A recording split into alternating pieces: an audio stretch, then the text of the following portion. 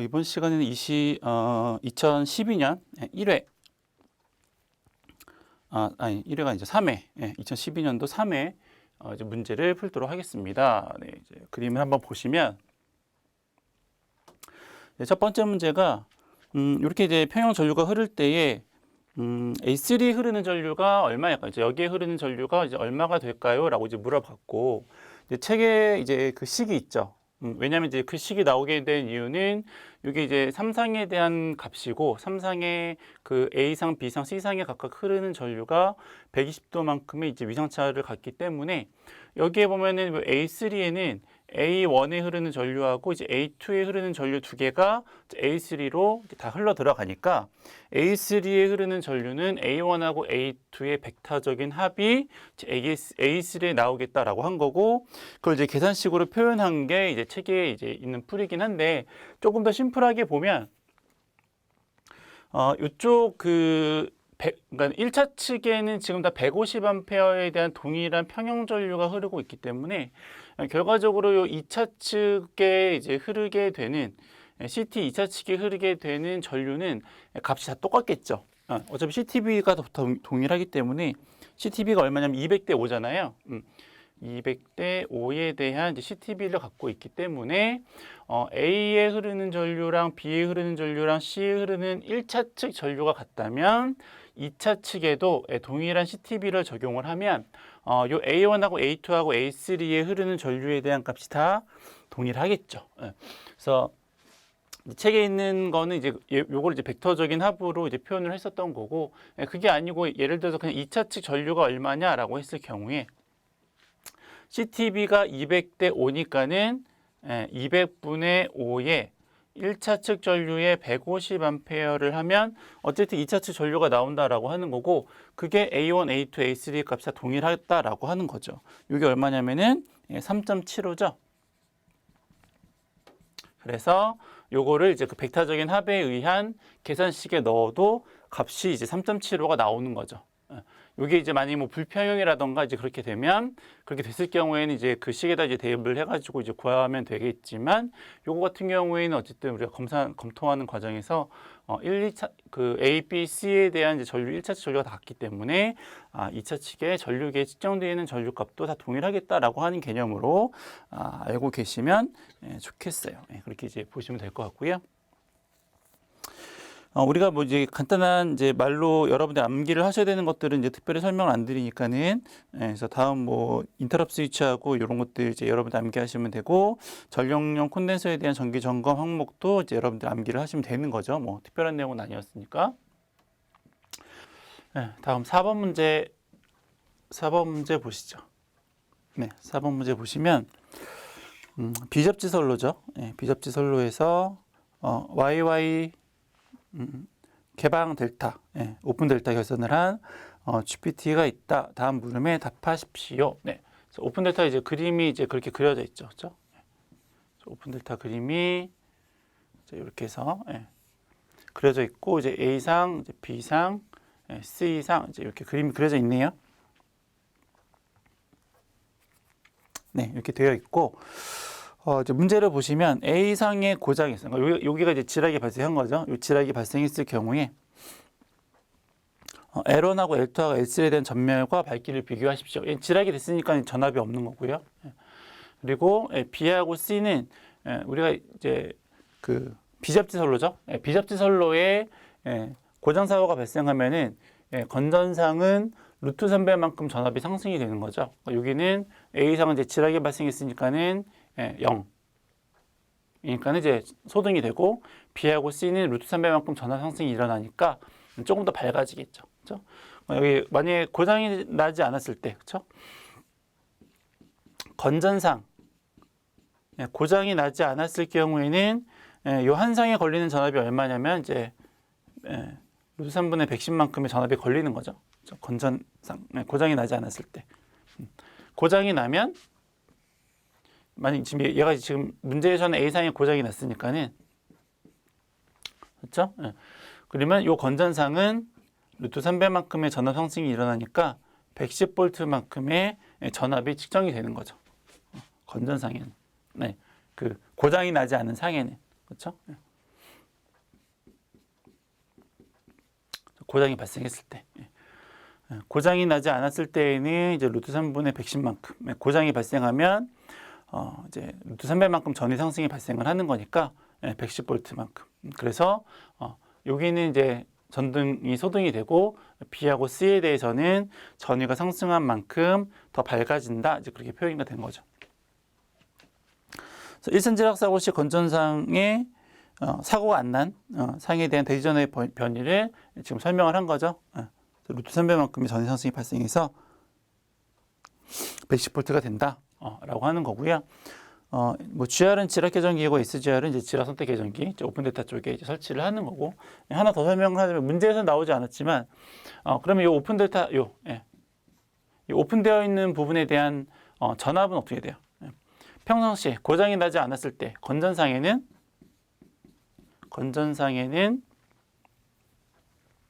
발생하지 않죠. 전압이 발생하지 않죠. 고장이 나지 않았으니까. 그렇죠? 그럼 고장이 나면은 영상 전류가 흐르는 거죠. 영상 전압이 흐르는 거죠. 영상 전압은 그 3배만큼이 흐르는 거죠. 각상에 흐르는 전류의 3배만큼이니까는 여기에 대한 전압이 루트 3분의 1이었는데 고장이 나면 루트 3분의 110이었는데 고장이 나면은 이제 3배만큼의 영상 전압이 발생을 하는 거니까 190만큼의 전압이 시정이 된다더라라고 이제 보시는 거죠. 이제 그 문제에서 나오진 않았지만 이것도 같이 이 오픈 데이터 쪽에는 고장 나지 않았을 경우에는 0V의 전압이 고장이 났을 경우에는 영상 전압이라고 하는 게 3배만큼의 크기를 발생을 시키는 거니까 요 건전상이 3배만큼 해서 190V만큼의 전압이 발생을 한다라는 것까지 기억을 해주시면 좋을 것 같아요. 같이 넘어가시고 다음 문제입니다. 표가 나오죠.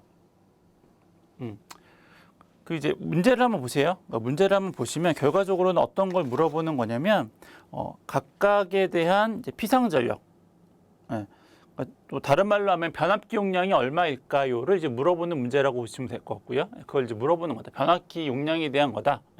부하 용량을 선정하는 거다라는 이제 문제라고 기억을 좀 하시면 될 것 같고, 부하가 어떤 타입이 있는지를 좀 미리 기억을 좀 해두시면 좋아요. 그래서 이제 저희가 띄어주면 이제 동력 부하가 있고요. 표를 한번 보세요. 동력 부하가 있고 표 1이 동력 부하고 표 2는 조명 및 콘센트 부하가 있는 거죠. 부하가 크게 두 종류가 있어요. 동력용 부하가 있고, 그다음에 이제 콘센트 이제 부하가 있다라고 이제 기억을 좀 하시면서 문제를 좀 풀어보시면 될 것 같아서 1번 문제를 보죠. 동계 난방 때 온수 순환 펌프는 상시 운전한대요.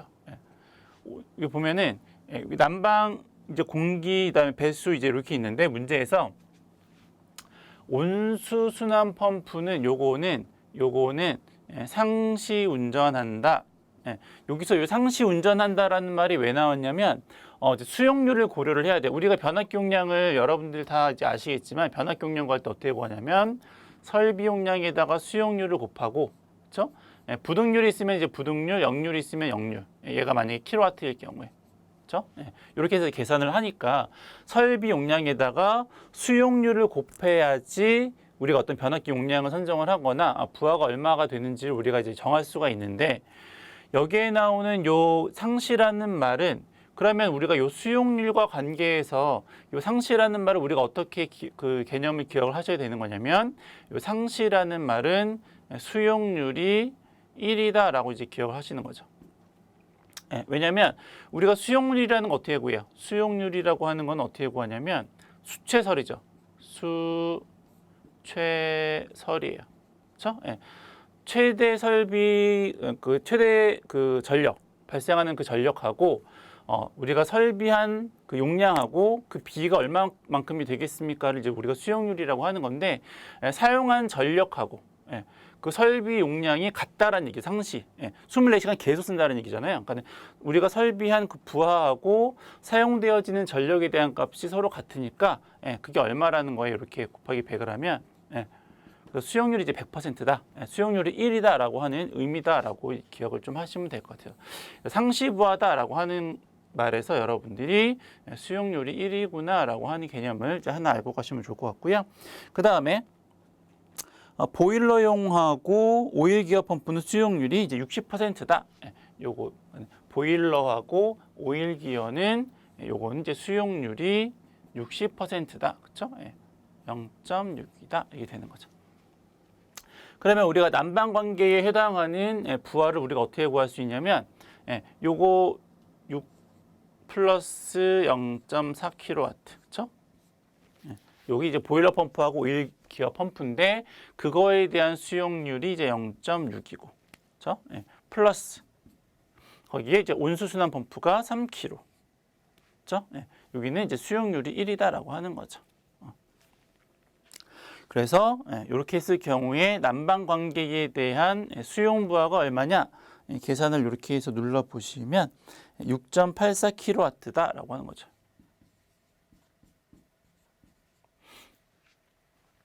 자, 요것만 상시부하다라고 하는 게 수용률이 1이구나라고 하는 개념을 일단 하나 이제 알고 넘어가시면 좋을 것 같아요. 이게 이제 첫 번째 문제였고, 두 번째 동력부하의 역률이 전부 이제 80%래. 역률이 80%라고 했을 경우에 피상전력은 얼마만큼이 될까요? 우리가 여기 지우고 표는 이게 계속 써야 되니까.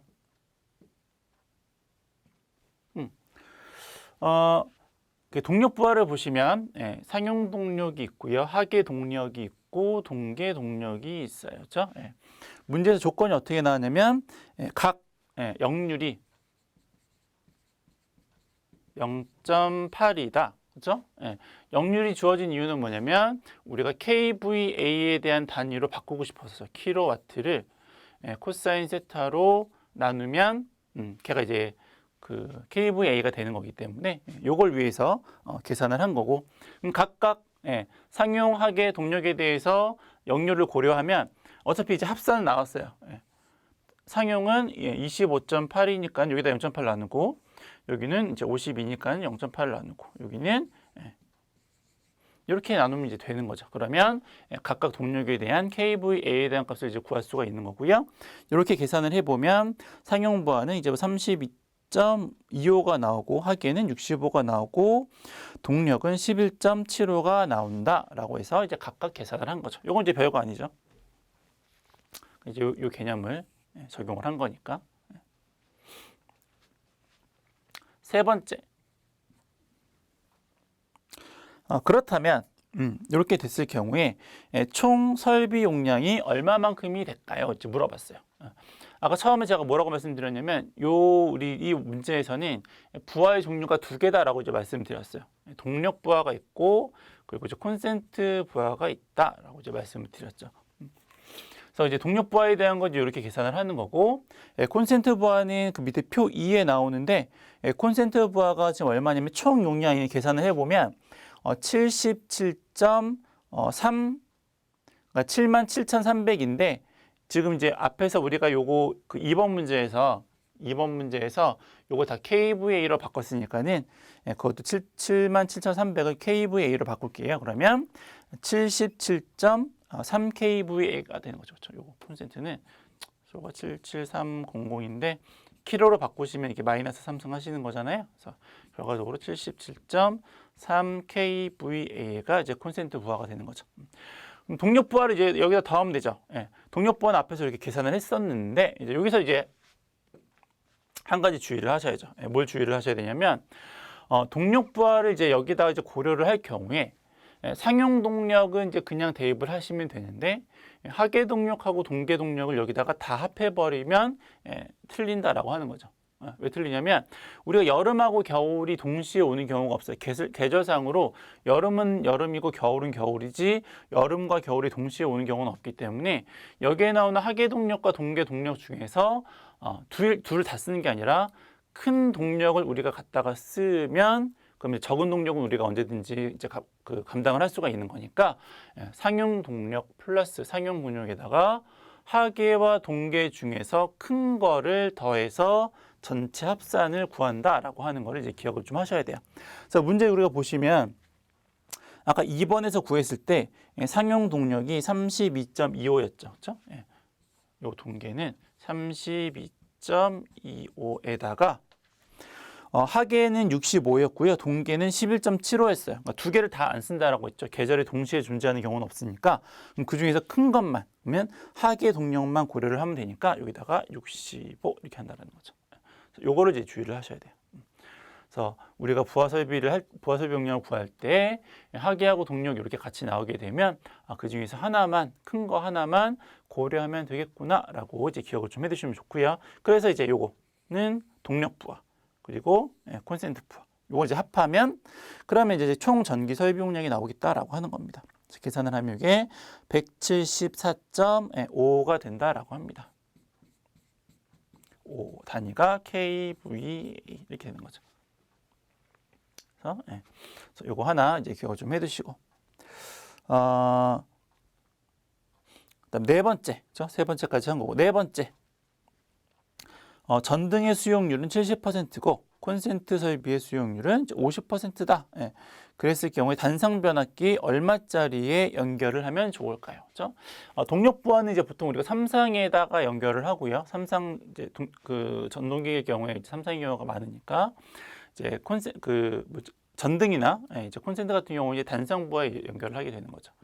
그래서 보시면 조명 및 콘센트 부하 설비는 이제 이렇게 생겼는데 요걸 가지고 우리가 요 단상 부하를 요 단상 부하를 얼마짜리 변압기에 연결하면 좋겠습니까? 라고 이제 하는 거죠. 아까 앞에서 말씀드렸다시피 변압기 용량은 어떻게 구한다라고 했어요?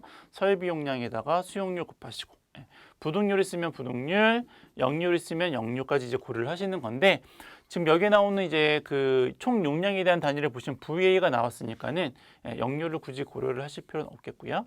그리고 이제 문제에서 부등률도 주어지지 않았기 때문에 이것도 그냥 무시하면 될 것 같아요. 결과적으로는 설비 용량에다가 수용률만 고려를 해서 우리가 계산을 하면 되겠다라고 하는 거고요. 수용률이 전등, 콘센트, 그다음에 기타 부하의 경우에 각각의 수용률이 다를 수 있으니까 그건 이제 문제 조건에서 한번 찾아서 적용을 해보겠다라고 하는 겁니다.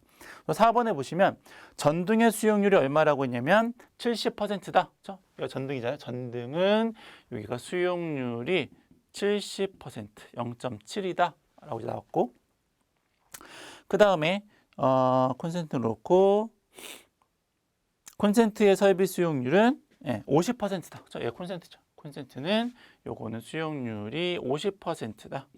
이렇게 계산을 하면 되고 마지막으로 단 해가지고 전화 교환용 정류기는 수용률이 100%다. 자, 요거죠. 기타 전화 요거는 수용률이 100%니까는 1 이렇게 대입을 하시면 되는 거죠. 그래서 식을 어떻게 쓰면 될까요? 요거 다 더해서 0.7을 곱하고, 그렇죠? 요거 다 플러스 해가지고 0.7을 곱하고, 요거도 다 더해가지고 0.5를 곱하고, 그리고 마지막으로 요건 이제 1을 곱하나만 하긴 하지만 어쨌거나 요 나머지 이렇게 나온 값을 다 플러스를 하면 이제 답이 나오는 거죠. 식은 이제 책이 있으니까는 굳이 여기다 다 쓰지는 않을 거예요. 그래서 간단히 보시면 전등 보면은 그렇죠. 이거도 이거 네 개를 더해가지고 0.7을 곱했고요. 그 다음에 콘센트 관계도 보시면은 12,000부터 해가지고 쭉 해가지고 7,200까지 쭉 더한 다음에 0.5로 곱한 거고, 그렇죠? 네. 마지막에 기타에 800 해가지고 이제 곱하기 1을 한 거죠. 그렇죠? 여기서 쭉 다 더하면 이제 요거에 대한 전체 이제 그 수용 부하가 나오는 거고, 단위가 뭐냐면 VA니까. 문제에서 주어진 대로 KVA로 바꾸고 싶으면 최종적으로 곱하기 10의 마이너스 3승을 하셔서 값을 이제 유추해내면 되죠. 이렇게 해서 계산을 해봤더니 이게 얼마가 나오냐면 이렇게 해서 계산을 하면 이게 48.6가 나온대요. 48.62. 요거를 이렇게 쭉 이렇게 해가지고 요것도 쭉 다 더한 다음에 10의 마이너스 3승까지 쭉 하면은 48.62 kVA가 나온대요. 그러면 문제에서 변압기 용량이 얼마냐라고 했으니까 변압기가 48.6이라는 변압기는 없으니까 전격 용량을 선정을 하셔야 되는데 나오지 않더라도 우리가 보통 이제 정도는 이제 암기를 좀 하시겠지만 요건 다행히 또 나왔어요. 어디에 보시면 되냐면 참고자료에 보시면 참고자료 2번에 보시면 배전용 변압기의 전격이라고 해서 나와 있죠. 그래서 거기에 보시면 3, 5, 7점에서 쭉 나와요. 전격 용량이 쭉 나오다가 30 다음에 50이라고 나오죠. 여기 30보다는 크고 50보다는 작으니까 이 48.62에 대해서 우리가 50짜리 변압기를 선정을 하면 된다 이렇게 보는 겁니다. 그렇죠? 아마 이제 최근 나오는 문제들은 다 이제 이렇게 표로 아마 주어질 테니까 굳이 웬만하면 암기를 안 하셔도 상관이 없긴 하지만 또 혹시 모르니까 최근에는 이제 표가 다 주어지지만 혹시 안 주어질 수도 있으니까는 이렇게 기본적으로 이제 문제에서 나왔던 변압기 용량들은 암기를 좀 해두시면 좋습니다. 이렇게 보시면 되겠고 그 다음에 5번째 동력 설비 부하의 수용률이 모두 60%라면 삼성 변압기 용량은 얼마만큼이 될까요? 그렇죠? 요거 이제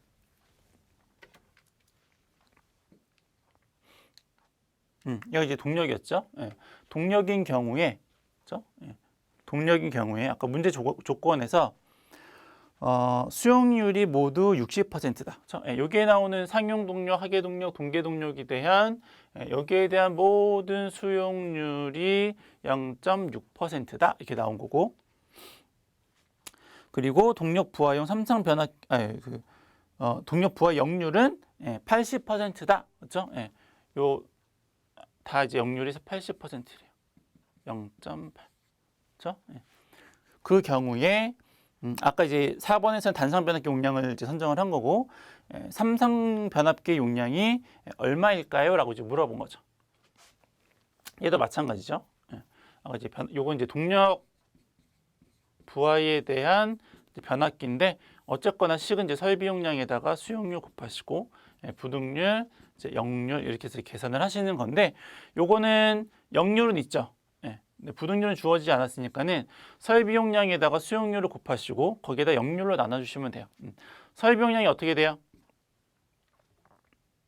설비 용량이 상용 25.8에 하계 그 다음에 동계. 근데 아까 우리가 말씀드렸지만 하계하고 동계가 동시에 그 계절이 오는 경우는 없으니까 그 중에서 큰 거, 그럼 이제 동계는 없애고 하계를 이제 대입을 하시면 되겠죠.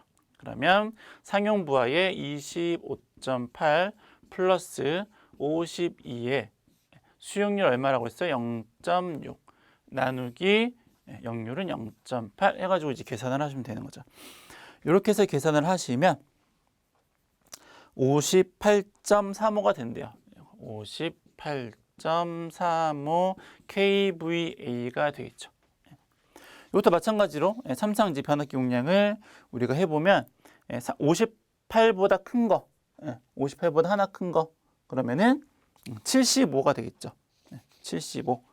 따라서 요거는 75짜리 삼성 변압기를 선정하면 되겠더라라고 하는 겁니다. 그렇죠? 다음 6번. 상기 건물에 시설된 변압기의 총 용량은 얼마만큼이 될까요? 삼상은 75였고요. 그렇죠? 아까 우리가 단상 앞에서 단상 변압기 용량은 얼마로 계산을 구했었냐면 50 kVA로 구했었으니까는 75에다가 50을 더하면 총 변압기 용량으로 따지면 125 kVA가 되겠죠. 그렇죠? 7번 단상 변압기와 삼상 변압기 1차 측 전력 휴지의 전격 전류가 각각 얼마짜리를 선정하면 될까요? 라고 했는데 표를 보세요. 참고 자료를 보시면 참고 자료 1번 혹시 여기다가 표를 띄었네요. 그렇죠? 요거 참고 자료 1번 요거를 이제 보시면 아까 우리가 단상 부하는 일단 전압 얘가 전압이 얼마냐면 6000V죠. 6000V니까는 우리가 이제 6.6kg에서 이제 선정을 하시면 돼요. 단상이든 삼상이든 전압이 6000이니까. 단상일 경우에 우리가 아까 변압기 용량을 얼마로 선정했어요? 50으로 선정을 했죠. 헷갈리니까는 이건 초록색으로 해야 되겠다. 이건 초록색. 삼상은 아까 계산을 해봤더니 75짜리로 이제 선정을 하겠다라고 하는 거였죠. 그러면 단상부하는 이렇게 만나는 부분. 퓨즈에 대한 전격 전류를 물어봤죠. 어디 있죠? 자, 퓨즈에 대한 전격 전류를 물어봤으니까는 요거. 그럼 단상일 경우에는 7.5. 삼상일 경우에는 이거 쭉 따라오고 여기서 얘도 7.5네요. 그렇죠? 그래서 아니다. 아이고 잘못 내렸네요. 5다 말았어. 왜? 요거랑 요거죠. 그래서 단상일 경우에는 15.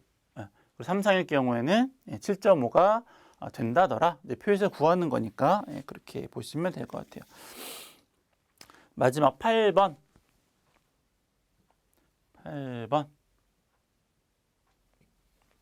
8번 문제를 보시면 선정된 동력 변압기에다가 요거 이제 역률이 아까 얼마라고 했냐면 0.8로 계산을 했었잖아요.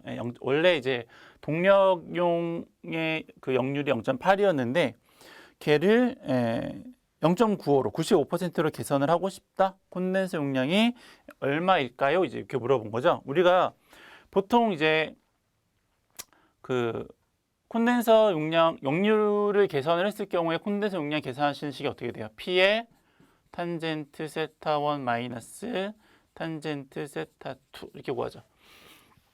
요거는 개선 전, 요거는 개선 후. 뭐 식을 정리를 해보면 뭐 제일 이제 긴 식으로 적용을 해보면은 얘가 코사인 세타 1의 1 마이너스 코사인 제곱 세타 1의 루트, 그렇죠? 빼기 코사인 세타 2의 1 마이너스 코사인 제곱 세타 2의 루트 이렇게 구하는 거잖아요. 그래서 요거는 개선 전, 얘는 개선 후 이렇게 구하는 거잖아요. 그리고 요거는 킬로와트죠, 단위가. kVA에 대입하는 게 아니고 킬로와트에 대한 걸 대입을 해가지고 이렇게 계산을 하는 거예요. 그래서 요거 이제 개선 전에는 아까 역률이 0.8이라고 했고 개선 후에 이제 0.95로 개선을 하겠다, 그렇죠? 이제 요거를 이제 푸는 건데 요거를 요 식에다가 대입을 하지 않고 요 용량 계산표에 의해서 조금 더 간단하게 계산을 할 수가 있다더라라고 하는 겁니다. 그래서 어떻게 계산을 하는 거냐면 요 뒤에 부분 있죠, 여기. 요 뒤에 부분을 요 표에서 찾을 수가 있어요. 어떻게 찾는 거냐면 개선 전에 0.8이라고 그랬죠. 요 표를 보면은 여기는 개선 전이고 여기는 개선 후예요. 개선 전에 0.8이라고 했어요. 0.8. 그렇죠? 개선 후에는 얼마라고 그랬어요? 0.95죠. 0.95. 그래서 요 개선 전에 0.8 한 거랑 이거 똑바로 그어야죠. 요 개선 후에 0.95를 한 요 값이 요거예요. 얘가 얼마라는 거냐면 0.42. 그래서 요거를 굳이 계산기에 이렇게 계산장 해가지고 코사인 해가지고 루트 해가지고 복잡하게 안 해도 만약에 요 표가 있으면 이렇게 해서 쉽게 구할 수 있겠다라고 하는 거고. 그래서 한번 계산을 해보죠. 아까 변압기 얼마였어요? 삼상 그 부하용이 얼마였냐면 삼상 콘덴 변압기가 아까 75였죠. 75. 75. 변압기 용량이 75 kVA인 거죠. 근데 단위가 여기가 킬로와트니까 여기다가는 0.8을 곱해야 되죠. 그래야지 킬로와트가 되니까. 거기에다가 곱하기 우리가 표에서 얼마를 구했냐면 0.41을 구했죠. 이렇게 해도 우리가 값을 구할 수 있다라고 하는 겁니다. 이걸 계산을 해보면 25.2 kVA의 콘덴서를 설치를 하면 역률이 95%로 개선이 된다더라라고 하는 거죠. 요거 이제 한 번만 어려운 거 아니니까 그냥 표에서 개선 전 개선 후 해가지고 여기다가 대입을 하면 되네라고 이제 하는 거. 근데 혹시 이제 요거 그렇죠? 실수를 여기서 할 수 있죠. 그냥 75, 변압기 75네 하고 역률을 고려를 안 하면 단위가 이제 잘못돼서 결과값이 안 나오니까 그것만 조금 주의를 해주시면 될 것 같아요. 나머지는 뭐 넘어가시고 다음 문제는 지름 30cm인 이제 반구형 전구를 사용을 해서 반구형이네요. 이제 휘도가 이제 이런 천장등을 이제 가설을 하려고 할 때에 전구의 광속이 이제 얼마만큼이 될까요?라고 했습니다. 그렇죠? 그래서 조건이 이제 뭐가 나왔냐면 광속 발산도라는 게 나왔죠. 광속 발산도가 0.95다. 그렇죠? 광속 발산도는 이제 그 광원에서 이제 빛이 어떤 이제 물체에 이제 쪼여지게 되면 그 면적에서 발산되는 광속, 그 면적에서 발산되는 광속을 우리가 이제 광속 발산도다 이렇게 부릅니다. 단위 면적에서 발생하는 광속을 우리가 이제 광속 발산도라고 부르고요. 그래서 계산은 이제 보통 우리가 이렇게 이제 구하죠. 면적당 광속이 이제 나가는 거를 이제 우리가 광속 발산도라고 부르는 건데, 문제에서는 이제 뭘 물어봤냐면 이제 광속이 얼마냐 이렇게 물어봤죠. 그래서 식을 다시 한번 정리를 하면 우리가 광속을 어떻게 구할 수 있냐면 광속 발산도에다가 그 면적을 이제 곱하면 이제 구할 수가 있어요. 광속 발산도가 아까 얼마라고 했냐면 0.95라고 했고요. 0.95 곱하기 면적을 이제 구하시면 되는데 얘가 반구죠, 반구. 구형일 경우에는 우리가 파이 d 자승으로 이제 하면은 요거는 이제 구형, 구에 대한 면적이고, 근데 요거는 반구니까는 그러니까 구를 반으로 자른 거잖아요. 그러니까 요거를 반으로 쪼개야죠. 요게 이제 반구에 대한 이제 면적이니까는 여기에다가 2파이에다가 곱하기 d는 지름이죠. 뭐 4파이 r 제곱이라고 하셔도 되는데 이게 지름으로 나왔으니까 이제 파이 d 자승으로 이제 그 식을 쓴 거고, 지름이 30cm 맞죠? 30cm라고 했으니까 30의 제곱. 해서 이제 계산기를 누르면 광속이 나오는데 이게 이제 얼마냐면은 이렇게 해서 계산을 해봤더니 1343.03이에요.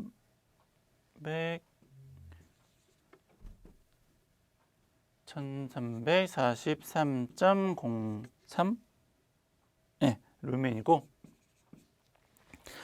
문제에서 기구 효율이 나왔죠. 효율까지 적용을 하셔야 되는 거니까 요거를 이제 효율로 나눠주시면 됩니다. 효율이 얼마냐면 0.75죠. 해서 계산을 하면 답이 1790.71 루멘이다 라고 이제 하시면 됩니다. 그렇죠? 요 광속 발산도에 대한 거는 이제 기사 공부하시는 분들, 그러니까 공사를 공부하셨던 분들은 이제 응용에서 조명 파트가 나오기 때문에 요거를 이제 좀 이해하기가 좀 쉬운데, 그렇지 않은 경우에는 광속하고 뭐 조도하고 어떤 광원에 대한 종류라든가 아니면 요거 광속 발산도라든가 이런 개념들을 처음에 잡기 조금 어려우시니까 그 응용 파트의 조명에 나오는 그 파트만 좀 따로 뭐 인터넷이나 뭐 많이 나오잖아요. 정보 같은 것들 좀 찾아보셔서 어떤 정의 같은 것들이냐 개념을 조금 이제 숙지하신 다음에 문제를 푸시면 좋을 것 같아요. 그래서 이건 이제 그렇게 된다라고 하는 거고, 다음 문제 누전 차단기에 대한 문제고요. 누전 차단기에 대한 문제고, 이제 그림 이제 보시면 아시겠지만은 이제 요 부하 원에서의 이제 지락이 발생했을 경우에 이제 라인 필터에 대한 정전 용량이나 아니면은 대지 간의 정전 용량 아니면은 이제 뭐 접지형 콘덴서에 이제 걸려 있는 정전 용량이 이제 거기에 충전된 값이 이제 다 지락점으로 다 이제 흘러 들어가죠. 이렇게 이런 식으로 지락점에 대한 전위는 이제 0이니까는 그렇게 해서 이제 ELB1이 여기서 이제 동작을 하는 거죠. 만약에 2차 측이 이제 지락이 됐을 경우에도 마찬가지로 만약에 여기서 지락이 발생했다. 지락이 발생하게 되면 마찬가지로 이런 식으로 지락점을 통해서 이제 누설 전류가 이제 흐르게 되면, 그러면 이제 ELB2에는 ELB에 있는 차단기가 누전 차단기가 이제 동작을 하게 되는 이제 그런 이제 모양이다라고 이제 보시면 될 것 같고요. 여기에서는 이제 우리가 누전 차단기 같은 경우에 쓸데없이 동작을 하면 안 되죠. 쓸데없이 동작을 하면 안 되기 때문에 범위를 정해줘야 돼요. 어디서부터 어떤 전류부터 어떤 전류까지 요 사이의 값만 이제 동작을 하십시오. 그래서 건전상 이제 지락 전류의 2배, 2배에서는 2배 이하에서는 이제 동작을 하면 안 되고, 그리고 이제 고장 시에 지락 전류 값의 3분의 1 값에서 최소한 이제 거기서는 이제 동작을 해야 되는 거죠. 그래서 이 누전 차단기라고 하는 거는 요 사이에서 이제 동작을 할 수 있도록. 이거보다 너무 커지면은 이제 위험이 되고, 이거보다 너무 이제 낮아지면은 고장이 발생하지 않았는데도 이제 누전 차단기가 동작을 할 수 있으니까는 이제 그 범위를 설정을 해야 되는데, 이 문제는 이제 그 범위를 설정하는 것에 대한 이제 문제다라고 이제 보시면 될 것 같아요. 다시 한번 정리를 이제 좀 해보면, 여기 이제 CV, CF가 있죠. 정전압 정주파수 계곡. 여기 이제 각각 이제 정전 용량에 대한 값들이 쭉 있고, 뭐 이제 라인 필터에 대한 그 정전 용량이고, 선로에 대한 정전 용량은 없어요. 그것 좀 한번 적어 보면, 여기 이제 선로에 대한 정전 용량을 우리가 뭐 CL1이라고 하고, 부하 1이니까는 여기서부터 여기까지를 이제 CL2라고 하면, 문제에서 나와 있는 값들을 한번 보세요. 첫 번째 보면 출력 단위 접지형 콘덴서가 이제 6마이크로페럿이래. 얘는 6마이크로페럿이고, 이렇게 6마이크로페럿이고, 부하층 라인 필터의 그 대지 정전 용량은 0.1이래요. 0.1 마이크로페럿이고, 이것도 0.1 마이크로페럿이고, 이렇게. 그리고 대지 정전 용량은 그 이제 가공전선의 경우에 가공전선하고 그 대지 사이에 대지 정전 용량이 존재를 하는데, 부하 1에 대해서는 누전 차단기 ELB1에서 지락점까지 정전 용량은 빵, 요거는 빵, 요건 없어요. 얘는 없고, 그리고 ELB2에서 부하까지 케이블 대지 정전 용량이 0.2 마이크로페럿, 이게 0.2 마이크로 페럿이다. 그렇죠? 그리고 전압은 220이고, 전압은 220. 성간 전압이죠. 성간. 특별히 상전압이라는 말이 없이 그냥 전압이 나오면은 성간 전압이라고 보시면 되고, 성간 전압 200V고, 주파수는 60Hz. 주파수는 60Hz. 그렇죠? 그래서 다음 각 물음에 답하십시오. 조건들 쭉 나와 있고요. 거기에 보시면 ELB의 원에 흐르는 지하 전류가 796이래요. 여기 요게 796mA. 고장이 났을 경우에 이 지락점을 통해서 ELB로 흘러 들어가는 전류가 796mA다라고 하는 거고, 그리고 누전 차단기는 지락 전류의 3분의 1에 동작하는, 그러니까 고장이 났을 경우에 3분의 1배의 전류값이, 그러니까 요거죠. 요 IC1하고 IC2가 이제 누전 차단기에 흐르는 지락 전류다라고 이제 보시면 되고요.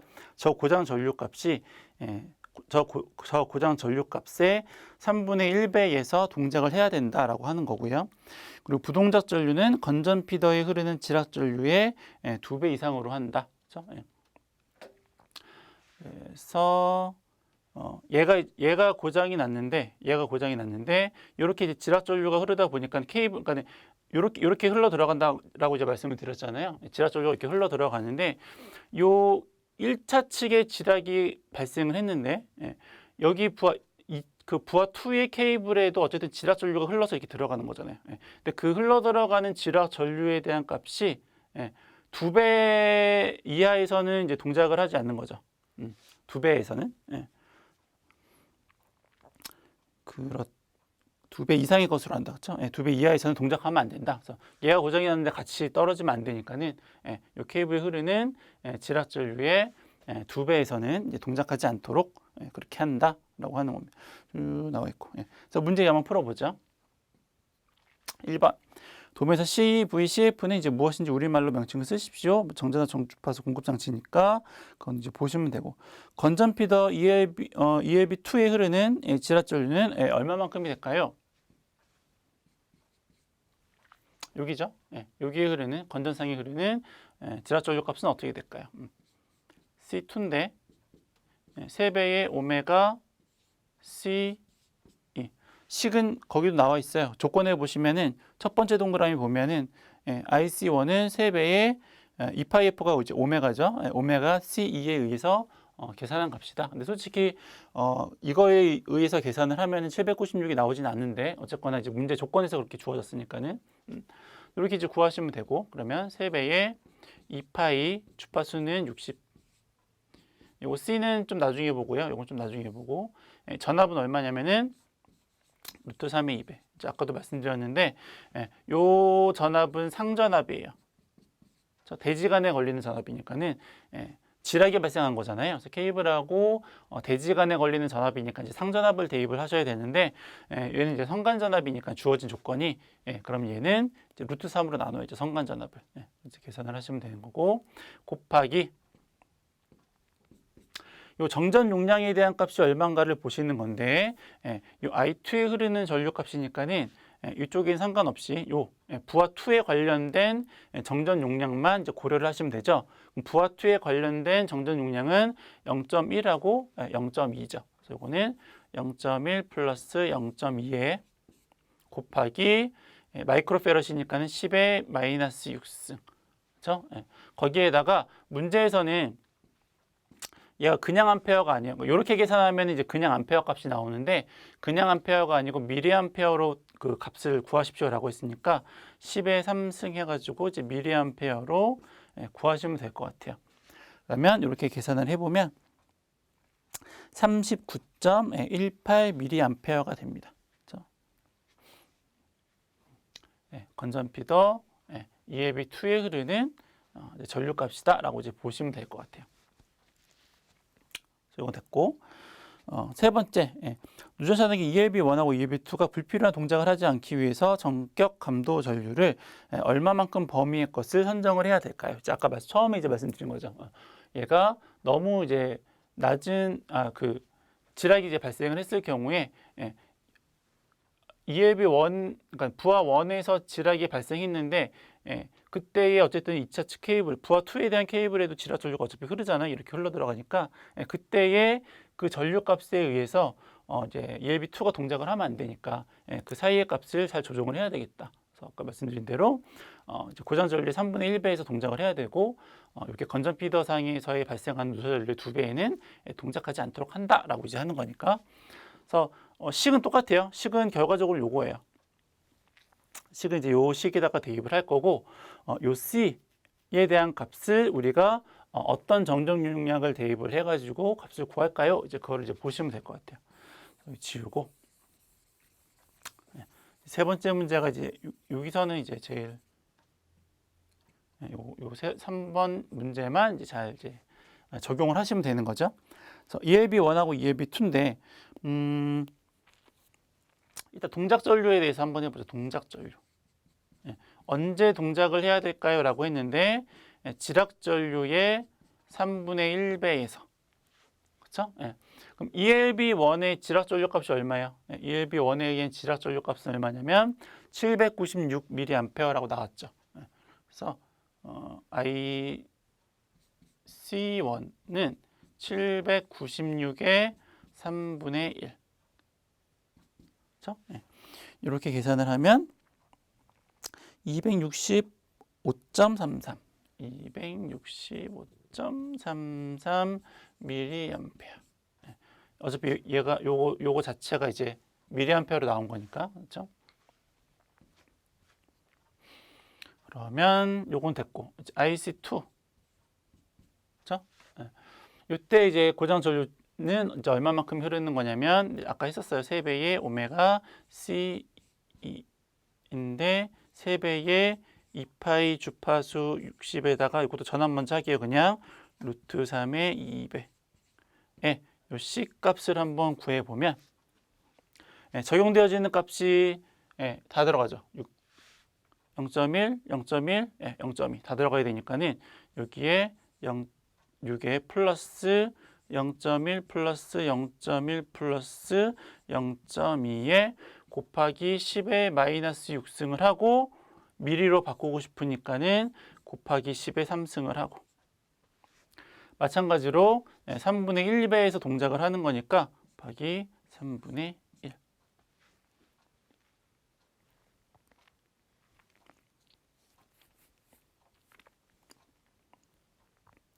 그렇죠? 그래서 만약 2차 측에서 이제 지략이 발생했을 경우에도 모든 콘덴서에 대한 정전 용량이 정전 용량에 이제 충전된 전류가 다 지락 전류로 이제 바뀌는 거니까 다 이제 여기 우리가 적어놨었던 모든 정전 용량을 다 더하시고 계산을 하시면 되고요.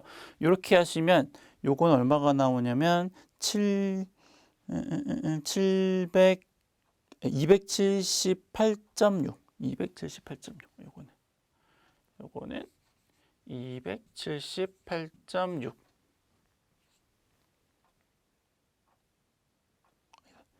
278.6mA. 요거 안쪽, 요거보다 작은 값에서 이제 동작을 하게 되는 거고, 요거 이제 동작 시에 이제 값을 이제 구했었던 거고요. 그러면 이제 부동작 지우고, 여기는 지우고, 부동작 시. 언제는 동작하면 안 되냐면 건전 피더에 흐르는 누설 전류의 2배. 그렇죠? 그 이하에서는 이제 동작을 하면 안 되죠. 그러면 C1은 식은 이제 똑같으니까는 3배의 2파이 F 2파이 곱하기 아니다. 이렇게 쓰면 안 되겠구나. 건전상이죠. 건전상. 만약에 이쪽 부하 원에서 이제 고장이 났다. 부하 원에서 고장이 났을 경우에 건전상은 이쪽이죠. 그래서 이쪽에서 흐르는 지락 전류에 대한 값을 이제 구하시는 거죠. 그러면 IC2를 구해야죠. 그렇죠? 그러면 3배의 2파이 곱하기 60배 곱하기 루트 3의 200이고, 그렇죠? 이게 똑같아요. 곱하기 이쪽이 건전 피더니까는 0.1 플러스 0.2에 곱하기 10의 마이너스 6승. 마찬가지로 10의 3승을 해야지 이제 미리암페어가 되겠고, 그거의 2배. 그렇죠? 그러면 요거는 78.36.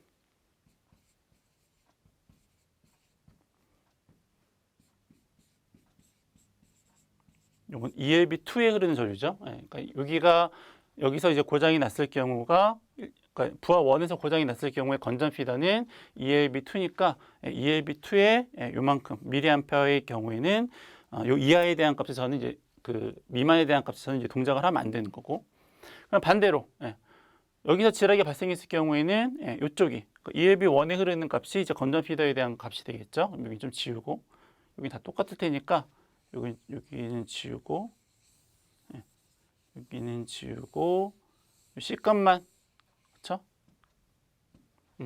여기서는 요거 그 ELB 1에서부터 부하까지에 대한 정전 용량은 이제 0이라고 했으니까는 요것만 대입하면 되죠. 0.1 마이크로니까 10의 마이너스 6승에 마찬가지로 미리암페어니까는 곱하기 10의 3승을 하시고, 그렇죠? 2배니까는 곱하기.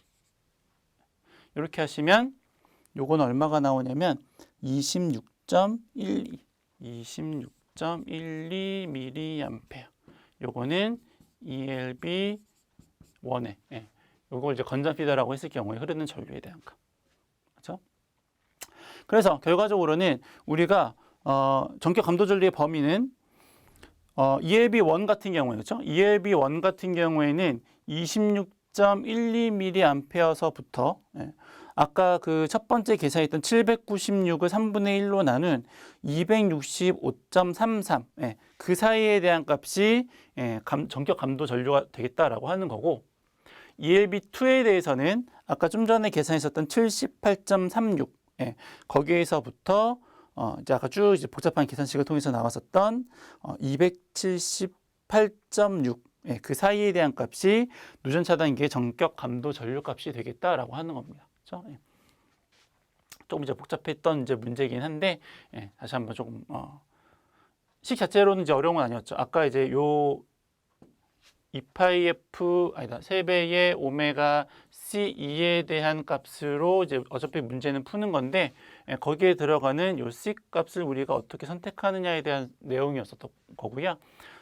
요 이제 ELB1에 대해서 또 ELB2에 대해서 우리가 어떤 정적 용량을 대입을 할까라고 하는 것들만 조금 더 이제 상세하게 좀 보신 다음에 문제를 푸시면 될 것 같아요. 요건 좀 아마 좀 여러 번 좀 보셔야 될 것 같아요. 그래서 이제 요 범위에 대한 거는 이제 푸시면 되겠고 4번은 이제 뭐 빈칸 표현하는 것들은 뭐 표현하시면 되는 거니까는 넘어가시면 되겠습니다.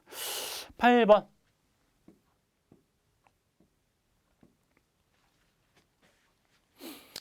전력용 콘덴서 설치하는 직렬 레이터의 용량 선정에 대해서 설명하십시오. 뭐 공진 이용하는 거죠. 그래서 보통 3고조파는 델타 결선에 의해서 이제 없애는 거고요. 5고조파는 이제 공진 오메가 L, 오메가 C. 근데 주파수가 이제 5고조파니까는 아까 했듯이 요 오메가라고 하는 거는 2파이 F니까 그렇죠? 5고조파 하면은 이제 주파수의 5배. 그렇죠?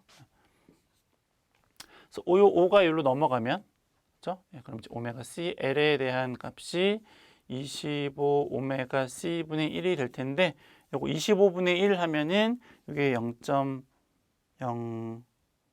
4%죠. 그렇죠? 0.04. 그래서 이제 콘덴서 용량의 4%를 계산상으로는 4%를 하는데 이제 여유를 좀 주죠. 그래서 여유를 주어서 보통 한 5에서 6% 정도 그렇게 한다더라라고 이제 하는 거죠. 전력 시간 이제 많이 보셨을 테니까는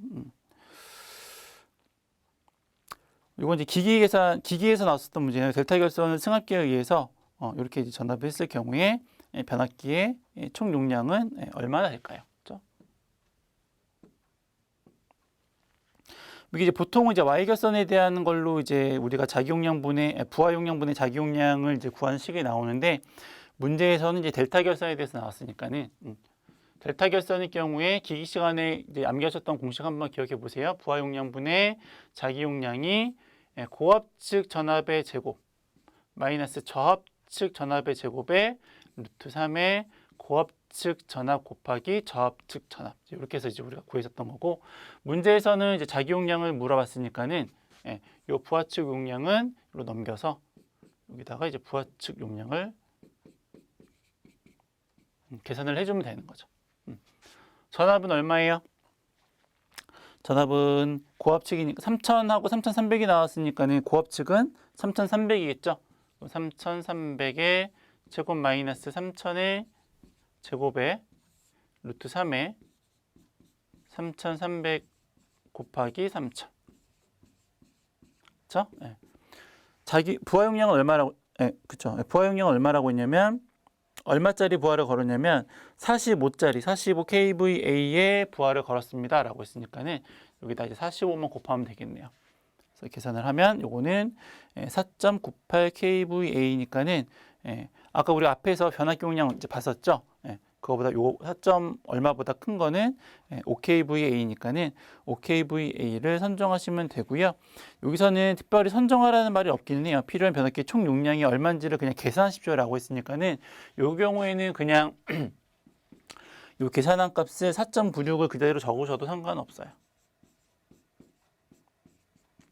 선정하라는 말이 있거나 아니면 문제 조건에서 변압기 용량 표가 나왔을 경우에는 꼭 선정을 하셔야 되는 거고 그렇지 않고 이렇게 나왔을 경우에는 그냥 여기까지 쓰셔도 상관없어요.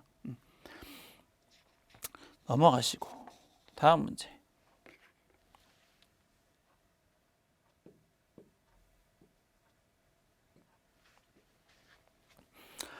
주어진 창호표를 이용해서 단락 용량, 단락 전류, 차단기, 차단 용량 등을 계산하십시오. 이렇게 나왔어요. 보통 이제 우리가 뭐 차단 용량 같은 거 계산할 경우에 보통은 우리가 이제 이렇게도 많이 하죠. 루트 3배의 전격 전압에다가 전격 차단 전류. 그렇죠? 요거는 이제 그렇게 구하는 건 아니에요. 전격 전압하고 전격 차단 전류를 이용해서 구하는 게 아니라 문제를 한번 쭉 읽어보시면 얘가 퍼센트 임피던스에 대한 내용이 나와요. 보면 조건에 보면 수선 설비 1차 측에서 본 한 상당의 합성 임피던스가 1.5%다. 그럼 요거는 이렇게 구하는 게 아니라 퍼센트 임피던스를 이용해서 구하는 거겠네요. 기준 용량 이렇게. 그렇죠? 네. 단락 전류도 퍼센트 임피던스의 100의 전격 전류. 네. 그래서 지금 이제 우리가 요 문제에서는 요 식들은 이제 다 아신다고 치고 요 퍼센트 임피던스 값을 어떻게 구할까요? 요것만 이제 구하면은 문제들을 조금 더 쉽게 풀 수가 있어요. 이제 해보자. 퍼센트 임피던스를 이제 구할 거예요. 문제 조건을 볼게요. 다시 한번 문제 조건을 보면 1차 측에서 본 한 상당 그 합성 임피던스가 1.5고요. 수선 설비 1차 측. 수선 설비 1차 측에 대한 퍼센트 임피던스가 1.5%. 1.5%. 리액턴스입니다. 퍼센트 리액턴스. 이고 변압기 명판에는 3000 kVA 7.4%라고 적혔대요. 그러니까 변압기는 3000 kVA를 기준으로 7.4%.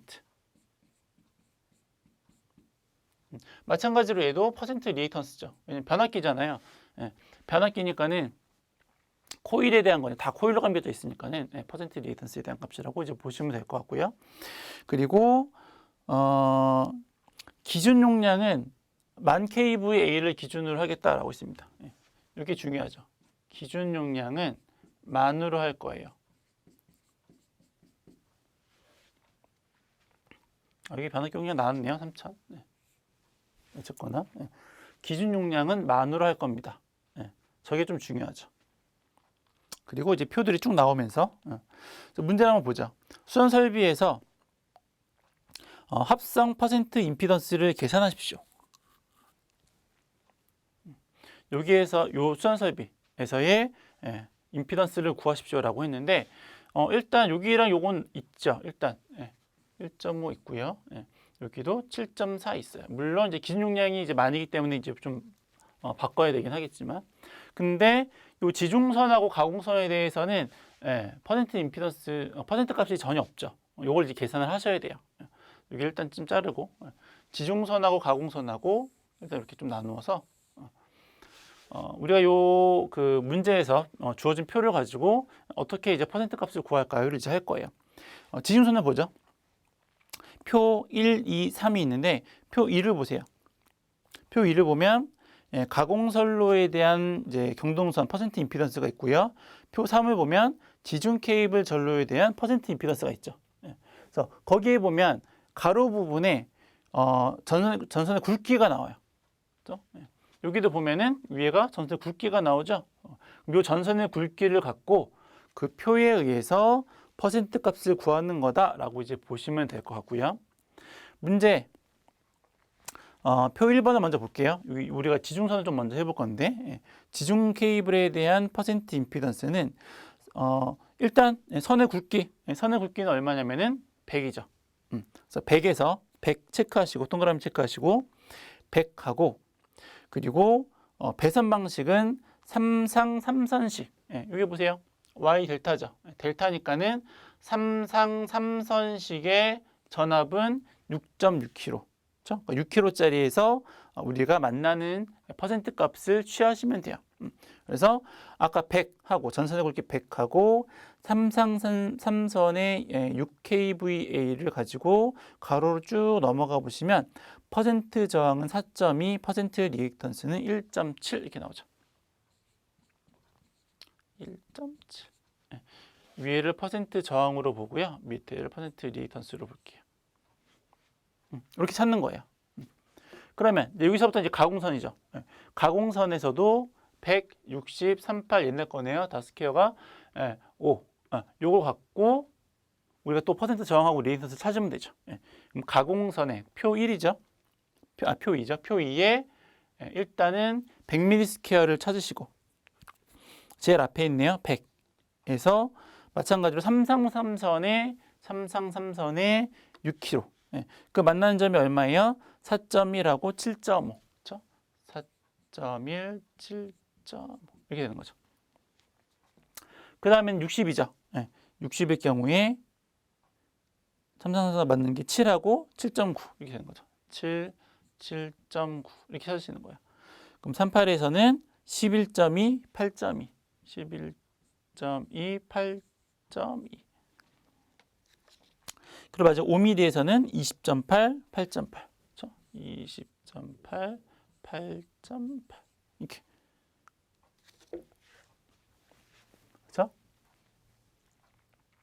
그래서 우리가 일단 표에서 이 값들을 쭉 전선의 굵기를 가지고 킬로미터당 저항값, 퍼센트 저항값, 킬로미터당 퍼센트 리액턴스 값을 구한 거고 거기에다가 이 거리만큼을 이제 고려를 하시면 될 것 같아요. 그렇죠? 그럼 정리를 해봅시다. 첫 번째, 처음부터 1차 측, 변압기 1차 측부터 수전 설비까지의 퍼센트 임피던스 값이 이제 얼마인지를 구하는 거예요.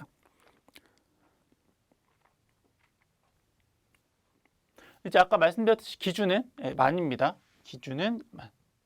요거를 기억을 하셔야 돼요. 기준이 만이에요. KVA. 그렇죠? 요거를 기억을 하셔야 돼요. 그러니까 요 기준을 가지고 나머지를 다 이제 통일을 시키는 거니까. 그럼 일단 첫 번째 변압기. 변압기의 퍼센트 리액턴스. 변압기의 퍼센트 리액턴스 값은 얼마가 되냐면 얘가 7.4인데 원래 3000 기준이었잖아요.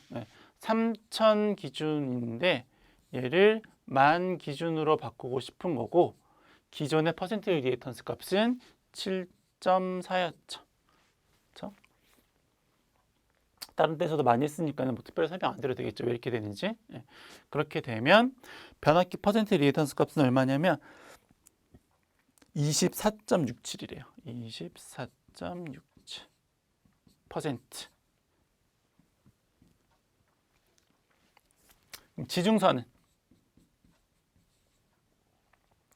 지중선은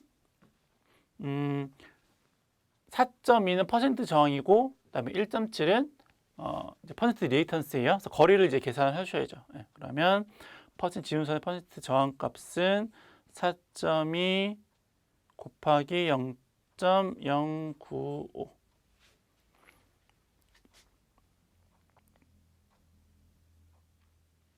그리고 퍼센트 리액턴스 값은 1.7에 0.095 이렇게 되는 거죠. 그렇게 해서 계산을 하면 지중선에 대해서는 0.399 퍼센트 리액턴스 값은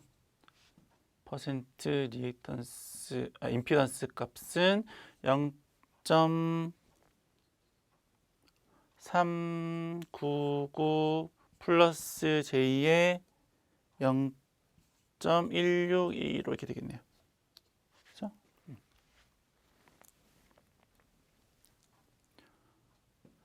리액턴스 값, 임피던스 값의 거리를 계산을 한 거예요. 여기에다가 거리를 계산을 한 거고 얘는 퍼센트 저항이고 얘가 퍼센트 리액턴스니까 저항하고 임피던스일 경우에 임피던스는 저항 플러스 J의 리액턴스 이렇게 이제 구하는 거잖아요. 그러니까 요거를 이제 바로 합할 수는 없고 저항 값에다가 허수의 리액턴스 값이라고 이제 표현을 한 거죠. 나머지는 표에 있으니까는 표에 있는 걸로 할게요. 시간만 많이 걸리고 개념은 똑같아요. 0.4 여기 나오는 저항값이나 리액턴스 값은 다 킬로미터당에 대한 값이니까는 거리를 계산을 해서 이제 계산을 하는 거고 그렇게 해서 쭉 대입을 해 보면 가공선에 대해서는 얘는 지중이었고요. 가공선에 대해서는 퍼센트 임피던스에 대한 값이 얼마가 나왔냐면 44.24 플러스 J의 30.36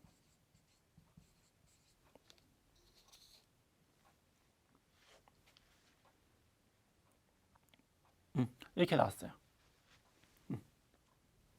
그럼 이제 우리가 지금 문제에서 뭘 물어본 거냐면 처음부터 끝까지에 대한 퍼센트 임피던스 값이 얼마냐 이렇게 물어본 거죠. 그러면 다 더해야죠. 어떻게 더하시는 거예요? 저항은 저항끼리, 리액턴스는 리액턴스끼리, 리액턴스, 리액턴스, 리액턴스, 리액턴스 이렇게. 그렇죠? 저항은 저항끼리, 리액턴스는 리액턴스끼리 해서 계산을 하시면 돼요.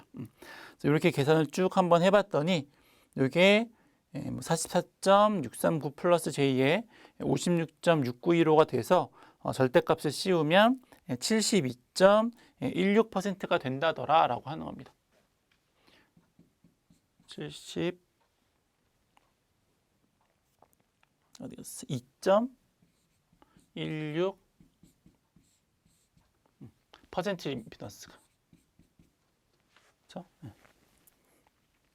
그래서 계산이 어려운 게 아니라 식이 어려운 게 아니라 요걸 갖고 퍼센트 임피던스를 각각 구하는 게 조금 이제 복잡했었던 거고, 다시 한번 정리를 해보면 요거는 이제 기준 용량이 달랐으니까는 이렇게 기준 용량 바꿔서 이제 계산을 한 거고, 여기가 문제였죠. 여기가 요거는 각각의 표에서 지중선하고 가공선에 대한 킬로미터당 퍼센트 저항하고 퍼센트 리액턴스를 구한 다음에 이제 길이를 고려해서 계산을 한다. 그리고 최종적으로 퍼센트 저항은 저항끼리, 리액턴스는 리액턴스끼리 고려를 해가지고 절대값을 씌워서 계산한다.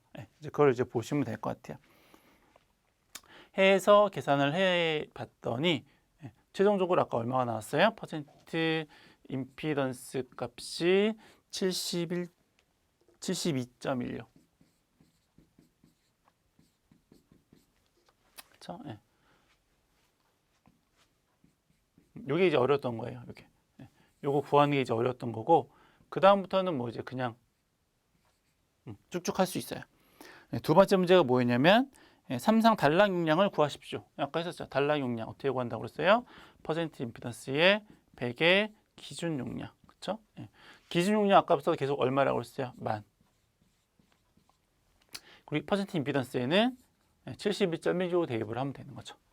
그래서 계산을 하면 13 뭐 이렇게 좀 나와요. 거기 답이 있으니까 이제 보시면 되고요. 단락 전류 어떻게 구해요? 단락 전류. 이것도 아까 했었죠. 퍼센트 임피던스의 100의 전격 전류. 그렇죠? 퍼센트 임피던스는 똑같이 얘 집어넣으면 되고.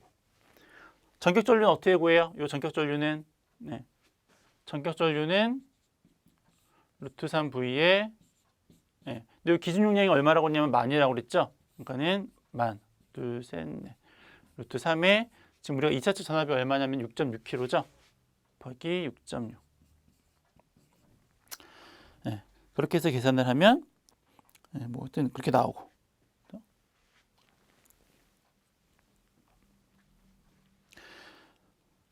마지막 네 번째. 단락 용량 구했고 단락 전류까지 주고, 네 번째 전격 차단 용량을 계산을 하고 표에서 적당한 용량을 찾아서 선정하십시오. 원래 이제 전격 차단 용량 같은 경우에는 단락 용량, 아까 우리가 썼던 이 단락 용량보다 큰 거를 이제 선정을 하면 되는데, 이렇게 해가지고 이제 여기까지 계산을 해봤다. 그래서 전격 차단 전류까지 계산을 한번 해보십시오. 라고 하는 건데, 요거는 이제 이렇게 계산을 하는 거고, 루트 3에다 곱하기 이 V는 이제 전격 전압인데 기기 전격 전압이죠. 6.6kg일 경우에는 7.2kg죠. 7.2kg. 에다가 전격 차단 전류 계산하는 거죠. 단락 전류를 이제 계산을 하시면 되는데, 요거가 암페어 값이 나오니까는 요거는 7.2로 안 하고 그냥 7,200을 하고 곱하기 아까 계산했었던 게 1212.27 1212.27. 보통 이제 요 차단 용량은 이제 메가볼트 암페어로 하니까는 10의 마이너스 6승하면은 이제 메가볼트 암페어가 되겠죠. 그렇게 해서 계산을 하면 15.12 메가볼트 암페어. 요걸 갖고 표 1에 보시면은 차단기 전력 표제 전격 차단 용량이 나오는데 이걸 갖고 계산을 해보면 15.2니까는 전격 전압 7200에 15.2보다 큰 게 거기서 보이는 게 25네요. 그래서 25짜리를 선정을 하면 된다라고 이제 하는 겁니다. 그렇죠? 이렇게 계산을 했었고, 다음 문제는 뭐 금속관 부품은 원래 뭐 공사 쪽 거의 이제 문제긴 한데 나왔으니까 이제 보시면 되고, 그 다음 것도 뭐 의미 뭐 이런 것도 수운등이죠. H니까 형광등의 수를 계산하십시오.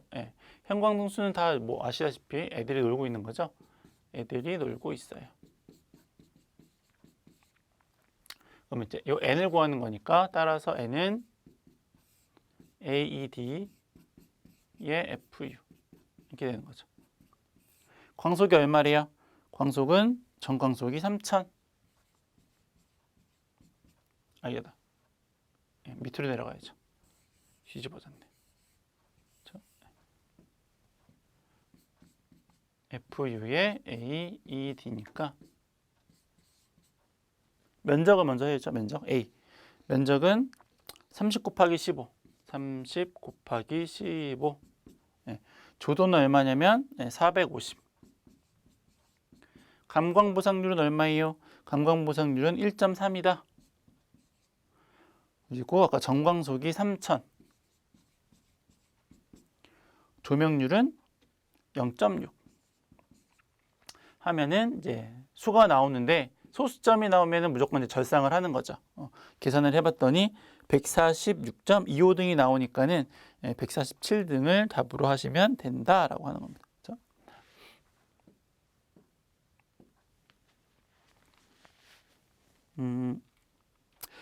요거는 이제 그 푸는 방식이 두 개가 있는데, 보통 이제 저희가 이제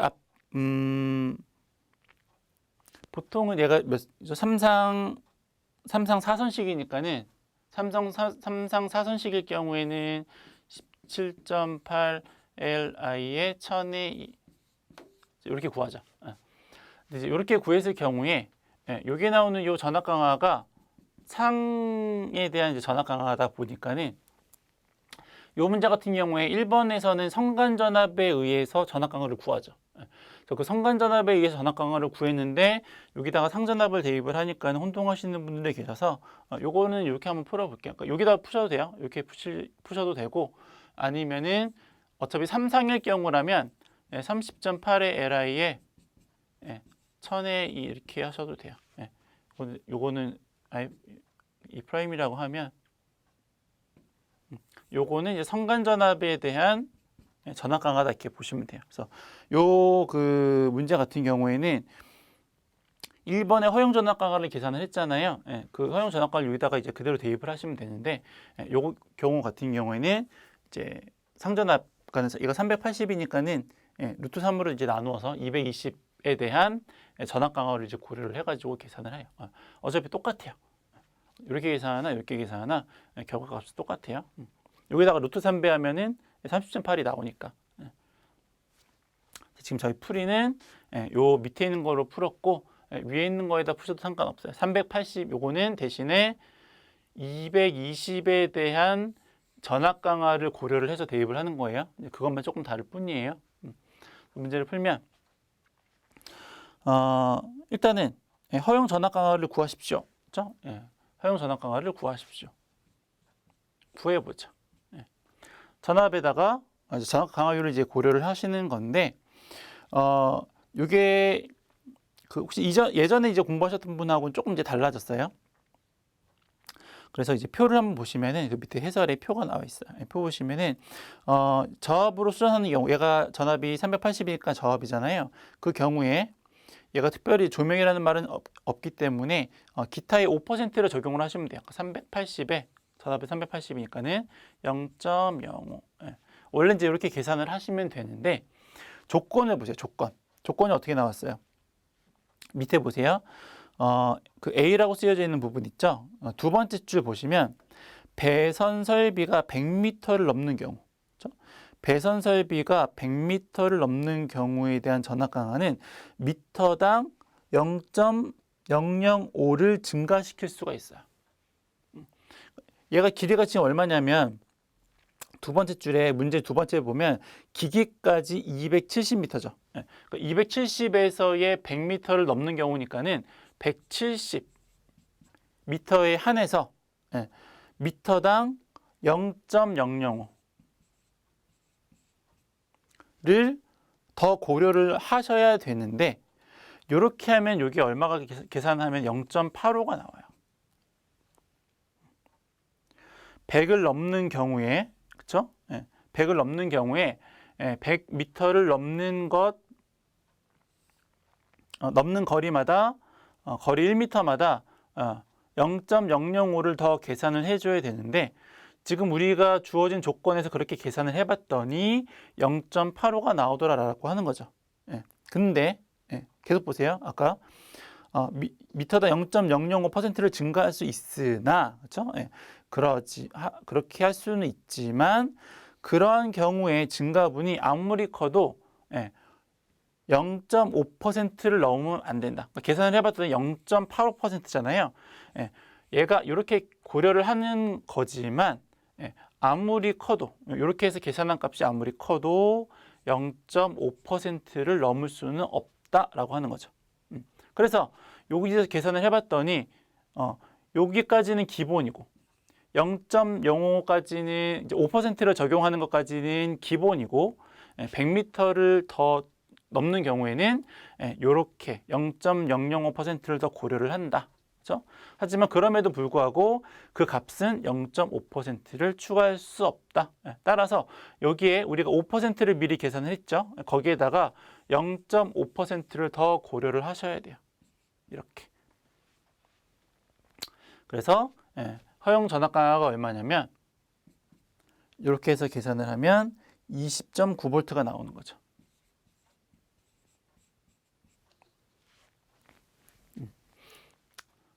그래서 원래대로 따지면은 이제 저압인 경우에 조명이 아닌 경우 이제 5%를 적용을 하지만 거리가 100m를 초과한다. 100m를 넘는 경우에는 미터당 0.005%를 적용을 하고 그렇게 해서 나온 결과값이 아무리 커도 0.5를 넘을 수는 없다.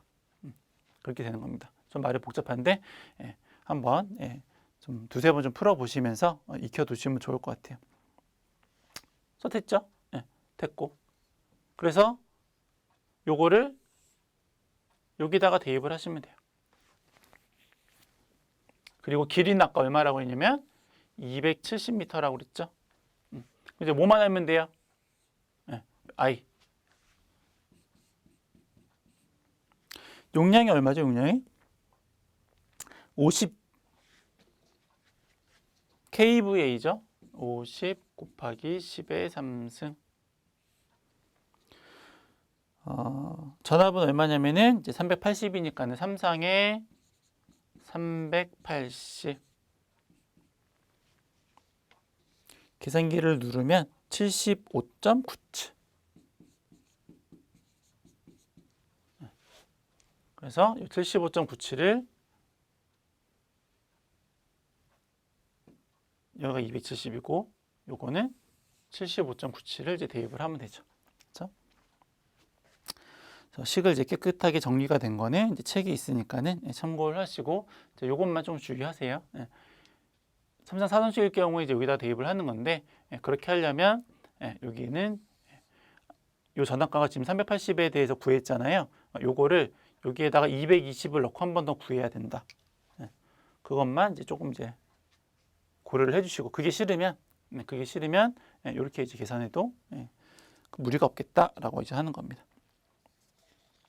넘어가시고 요거는 이제 뭐 주보하고 이제 후비보호에 대한 건데 어차피 뭐 책에 다 나와 있으니까는 주보호는 뭐예요? 만약에 F1에서 고장이 났다. 그러면 제일 가까운 쪽, 그렇죠? 제일 가까운 쪽에 있는 차단기가 주보호가 되는 거고, 그렇죠? 그 다음 바로 그 다음에 있는 게 이제 후비보호가 되는 거죠. 그렇죠? 그래서 뭐 특별할 건 없어요. 뭐 하나만 더 해보면 뭐 책에 다 있으니까는 하나만 더 해보면 그럼 만약에 여기서 이제 발생을 했다. 고장이 발생했을 경우에 그 아랫부분은 상관없죠. 위에서 차단하면 밑은 다 죽는 거니까는 우리가 고려해야 될 부분은 고장점 윗부분. 고장점을 기준으로 전원을 공급하는 쪽을 우리는 이제 고려를 해주면 되는 거. 그쪽을 차단을 하는 거니까는. 요 F3에서 만약에 고장이 났다. 그럼 제일 인접해 있는 건 뭐예요? 12.4, 54. 그렇죠? 요거랑 12.6, 56. 제일 가까운 거. 그렇죠? 그럼 후비 보호는 그 다음 거. 그렇죠? 3. 요 다음 거. 이렇게 되는 거죠. 이거는 뭐 주보호하고 후비보호에 대한 그냥 뭐 제일 가까운 게 주보호고 그 다음 게 후비보호다. 이제 뭐그 정도만 알면 이제 풀 수 있는 부분이니까는 뭐 하도록 하겠고. 디젤 발전기. 발전기 전격 출력을 계산하십시오. 계산하면 되죠. 거기 식에다가 대입을 하셔도 되고, 그 공식 이제 암기하셔서 그 대입을 하셔도 되고, 아니면은 거기 나오는 연료를 가지고 우리가 환산을 해서 출력을 구해도 돼요. 어떤 거냐면 식에 대입하는 거는 책에 있는 거니까는 그렇게 이제 계산을 해보시고, 그게 아니라면 이런 거죠. 중류가 287kg이 있어요.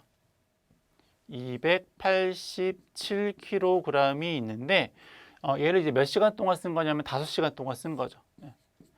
5시간 동안 287kg을 쓴 거니까 그럼 시간당 얼마냐를 따지면 이제 5로 나누면 돼요. 그러면 시간당 우리가 중유를 몇 킬로를 썼는가를 이제 알 수가 있는 거죠. 거기에다가 요 중유의 열량이 얼마예요? 열량이 얼마냐면 킬로 어디 갔어요? 열량이 킬로그램당 10의 4승이에요. 요거를 계산을 하면 57.4kg이에요. 57.4kg. 그러니까 시간당 중이 57.4kg을 쓰는 발전기예요. 근데 요 57.4kg으로 얼마만큼의 열량을 발생할 수 있냐면 10의 4승만큼. 그러면 요거는 하나 둘 셋 넷. 5, 7, 4 하나 둘 셋. 공이 3개 맞죠?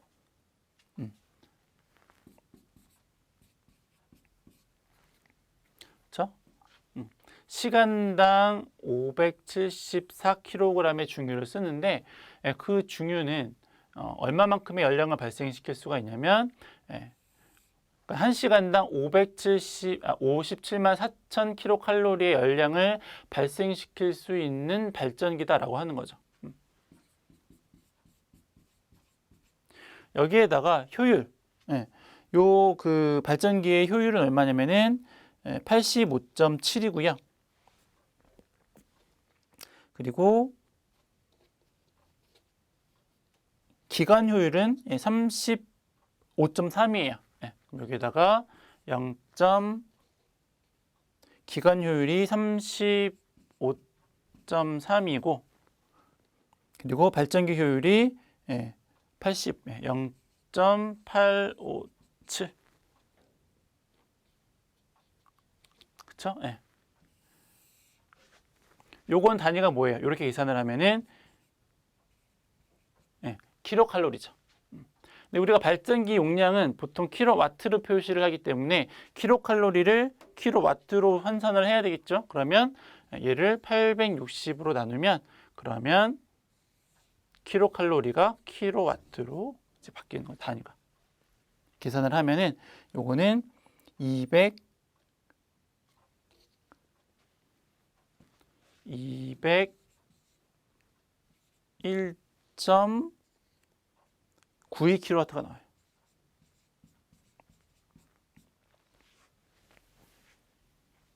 근데 문제에서는 킬로와트를 물어보는 게 아니고 kVA를 물어보는 거죠. 그러면 요거를 이제 역률로 나누면 되죠.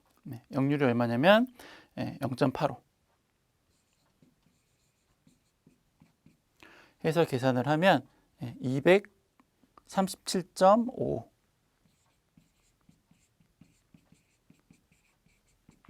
이렇게도 이제 구할 수 있는 거죠. 그래서 책에 있는 뭐 그 공식을 외워서 이제 푸셔도 되고 아니면 거기에 사용되어지는 킬로당 중류의 무게를 킬로칼로리로 바꾸시고 걔를 다시 킬로와트로 환산을 해가지고 문제를 풀어도 괜찮겠다라고 하는 겁니다. 넘어가시고 마지막 문제. 뭐 그 다음 문제는 뭐 기계적인 보고 장치 세 가지는 이제 여러분들 다 아시는 거니까는 요 논리식까지만 설명을 해드리면 될 것 같아요.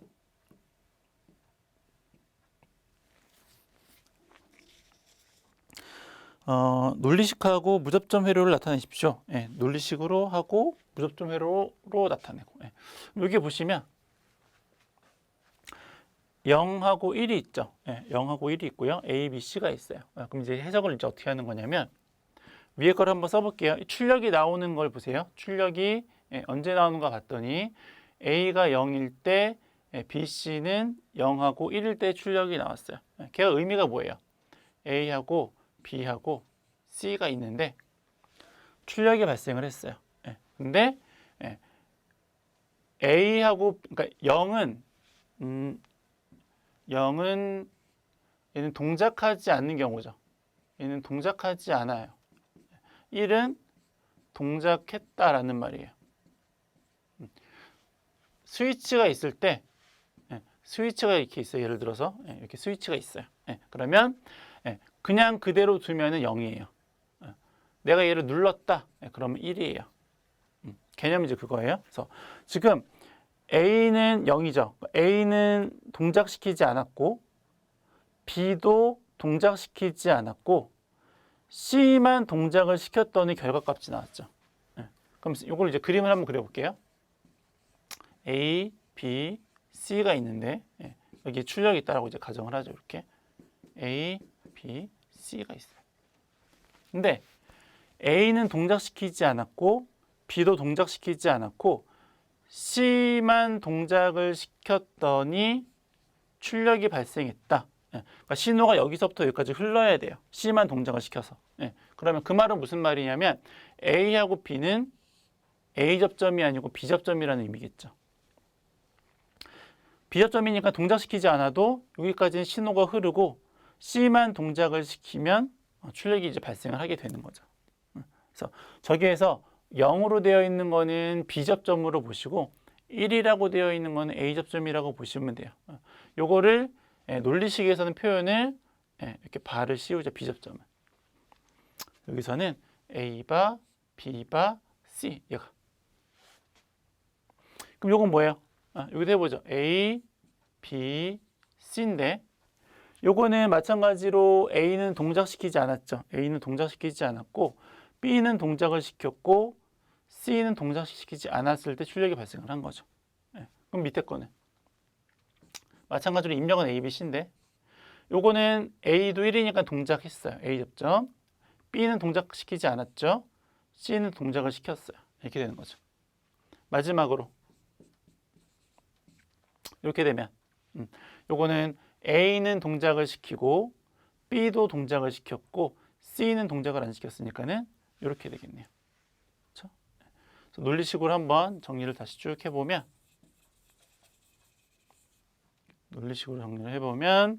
A 부정 B 부정 C 플러스 A의 부정 B의 C의 부정 플러스 A B의 부정 C 플러스 A B C의 부정 이렇게 되는 거죠.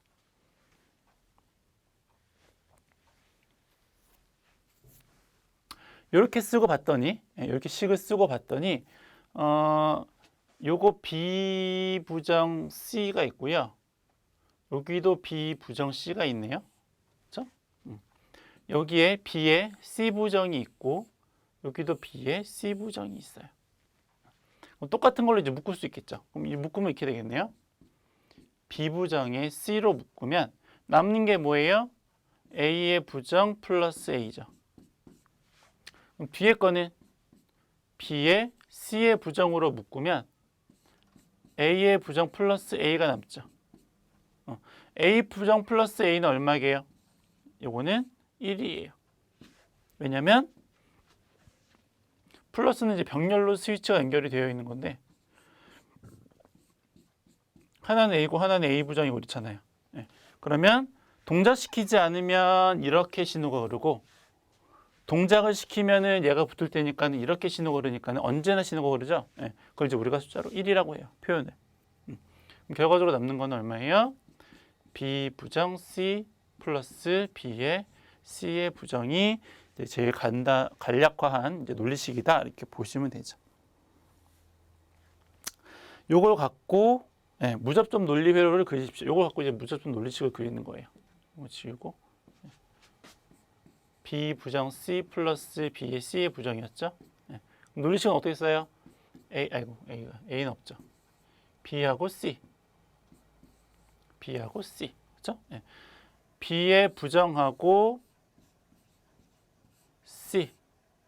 B하고 C의 부정이 곱하기로 연결된 거니까 AND 회로죠. 그 두 개가 OR 회로로 연결됐다.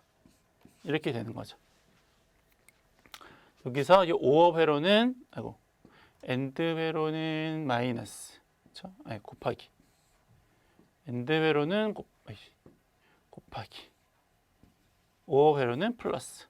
그렇죠? 얘가 OR. 얘는 AND. 얘는 낫 회로인데 낫은 여기에 낫이죠. 여기. 이걸 이제 우리가 낫이라고 하는 거죠. 부정, 비부정 붙은 거가 낫이라고 하는 거.